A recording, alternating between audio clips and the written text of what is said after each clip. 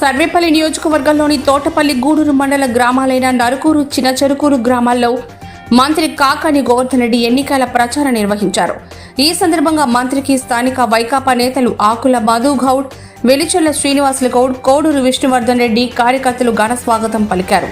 ఈ సందర్భంగా మంత్రి మాట్లాడుతూ రాష్ట్రంలో వైఎస్ జగన్మోహన్ రెడ్డి పరిపాలనలో అనేక సంక్షేమ పథకాలు, వాటి నిధులు నేరుగా ప్రజలకు అందించిన ఘనత జగన్మోహన్ రెడ్డికే దక్కిందన్నారు. తెలుగుదేశం పార్టీ మోసపు వాగ్దానాలను నమ్మరాదని ప్రజలకు తెలిపారు.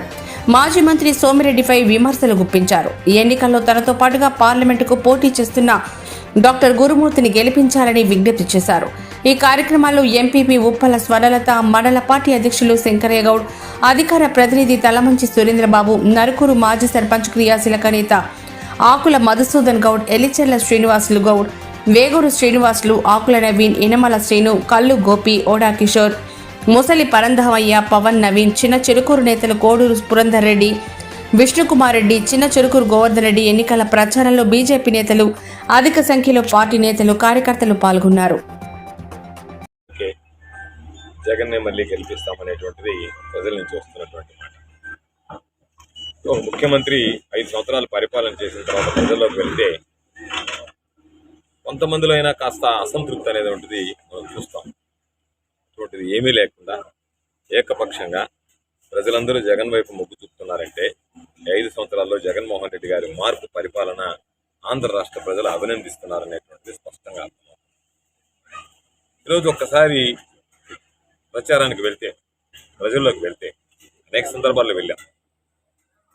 ప్రజలు మొదటి నుంచి జగన్మోహన్ రెడ్డి గారికి అండగా నిలిచారు, జగన్మోహన్ రెడ్డి గారి పరిపాలన సమర్థించారు. ఇది పేదలకు అండగా ఉండేటువంటి ప్రభుత్వం. నమ్మించి వంచేటువంటి చంద్రబాబు నాయుడును చూసినటువంటి ప్రజలు విలువలకు, విశ్వసనీయతకు పెద్దపీట వేస్తూ చెప్పినవి చెప్పినట్టుగా ఇంటికి చేర్పించినటువంటి ఇంటి బిడ్డగా జగన్మోహన్ రెడ్డి గారిని ఈరోజు ప్రజలు ఆదరిస్తున్నారు. ఆ ఆదరణ అనేటువంటిది ఎన్నికల ప్రచారంలో కనపడుతుంది.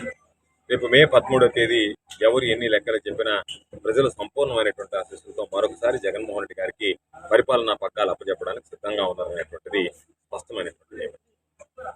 ఈరోజు తోటపల్లి గూడూరు మండలానికి సంబంధించి నరుకూరు, చిన్న చెరుకూరు గ్రామాల్లో పర్యటిస్తున్నాం. నిత్యం ప్రజల్లో మమేకమై ప్రజలతో పర్యటిస్తున్నాం. ప్రజల దగ్గరికి వెళ్ళి జగన్మోహన్ రెడ్డి గారు చేసినటువంటి సంక్షేమ కార్యక్రమాలు చెప్తున్నాం, నేను చేసినటువంటి అభివృద్ధి కార్యక్రమాలు చెప్తున్నాం.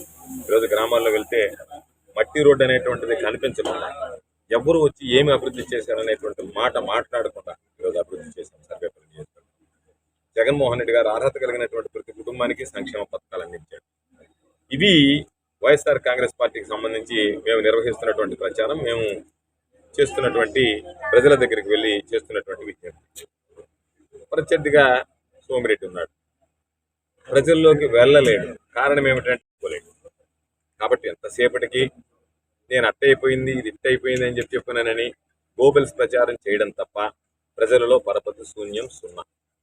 కాబట్టి సర్వేపల్లి నియోజకవర్గంలో ఎవరు ఎన్ని చెప్పినా సరే గడిచినటువంటి 2 ఎన్నికల కన్నా భారీ మెజారిటీతో వైఎస్ఆర్ కాంగ్రెస్ పార్టీ విజయం సాధించడం ఖాయమనేటువంటి ఈరోజు ప్రతి ఒక్కరి విశ్లేషణ, ప్రజల అభిప్రాయం అని చెప్పి సందర్భంగా తెలియజేస్తున్నారు.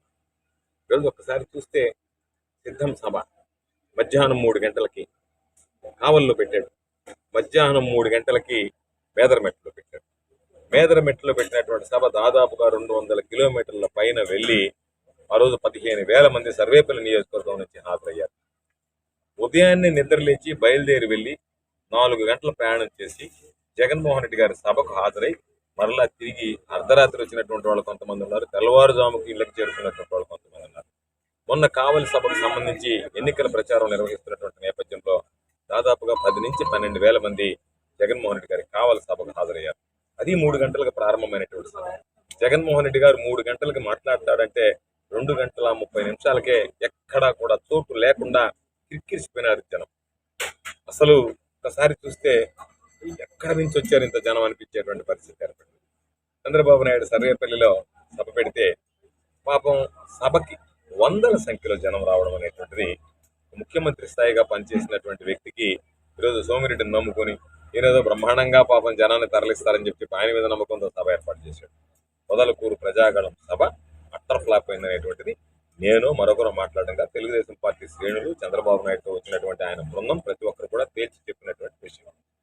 కారణం ఏమిటంటే ప్రజల్లో ఇటు చంద్రబాబు నాయుడు మీద కానీ, తెలుగుదేశం పార్టీ మీద కానీ, స్థానికంగా ఉండేటువంటి సోమిరెడ్డి మీద కానీ చదివే ప్రాణం ఎవరికి లేదు. కాబట్టి ఆ సభకి ఏం వెళ్ళాలి అని చెప్పి బలవంతంగా తెలుగుదేశం పార్టీ శ్రేణులను తరలించడానికి ప్రయత్నం చేసిన 1000 మందిని మించి రాలేదంటేనే ఆ వైఎస్ఆర్ కాంగ్రెస్ పార్టీ ఎంత బలంగా ఉంది సర్వేపల్లిలో, తెలుగుదేశం పార్టీ పరిస్థితి ఎంత అధ్వానంగా ఉందనేటువంటి ప్రత్యేకంగా చెప్పాల్సినటువంటి అవసరం లేదు. ఈరోజు సోమిరెడ్డి విషయంలో చంద్రబాబు మాట్లాడాడు. అన్యోపదేశంగా సోమిరెడ్డి ఓడిపోతున్నాడు అనేటువంటిది ఆయన ఇచ్చినటువంటి సందేశం. ఇతరుల కోసం ప్రయత్నించాం, ఎవరు దొరకపోవడంతోనే సోమిరెడ్డికి టికెట్ ఇచ్చామనేటువంటిది ఆయన నర్మగర్భంగా వ్యాఖ్యానించినటువంటి విషయం. కాబట్టి ఈరోజు పాపం ఎన్నో దంటాలు పడి ఏదో ఒక విధంగా జనాల దగ్గర, కంపెనీల దగ్గర, పోర్టు యాజమాన్యం దగ్గర బెదిరించి బ్లాక్మెయిల్ చేసి డబ్బులు వసూలు చేసి ఏదో ఒక విధంగా ఎన్నికల్లో నెగ్గాలనేటువంటి ప్రయత్నం చేస్తున్నారు. అవేం ఫలించవు.